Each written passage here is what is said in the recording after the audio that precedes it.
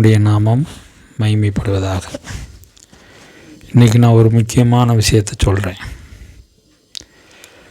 நம்ம சாதாரண மனிதர்கள், மாம்சத்தால் படைக்கப்பட்டவர்கள்.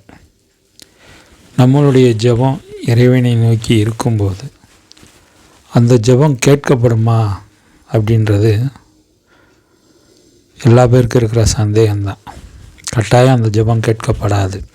காரணம் என்னென்னா, நாம் மாம்சத்தால் படைக்கப்பட்டவர்கள், அதாவது மண்ணினால் படைக்கப்பட்டவர்கள்.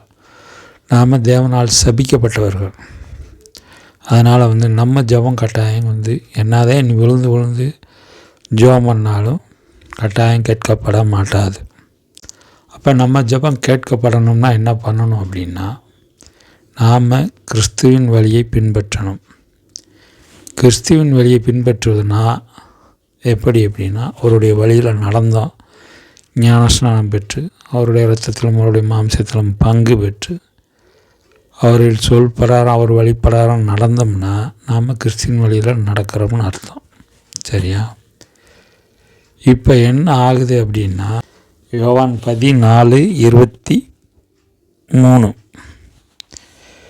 ஒருவன் என்னிலே அன்பாயிருந்தால் அவன் என் வார்த்தைகளை கைக்கொள்வான். அவனில் என் பிதா அன்பாயிருப்பார். நாங்கள் அவனிடத்தில் அவனோடே வாசம் பண்ணுவோம். வசனம் எவ்வளோ தெளிவாக இருக்குன்னு பார்த்தீங்களா? இந்த வசனத்தின் பிரகாரம்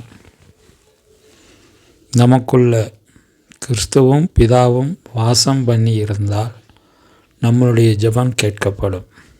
இல்லைன்னா கட்டாயம் நம்ம என்னதான் கற்றுனாலும் ஒரு கதையும் ஆகாது. ஏன்னா நம்ம சாதாரண மண்ணினால் படைக்கப்பட்டவர்கள். நம்மளுடைய ஜெபம் இறைவனுடைய காதுக்கு கேட்கணும்னா அதற்கு ஒரே வழி கிறிஸ்து தான் வழி.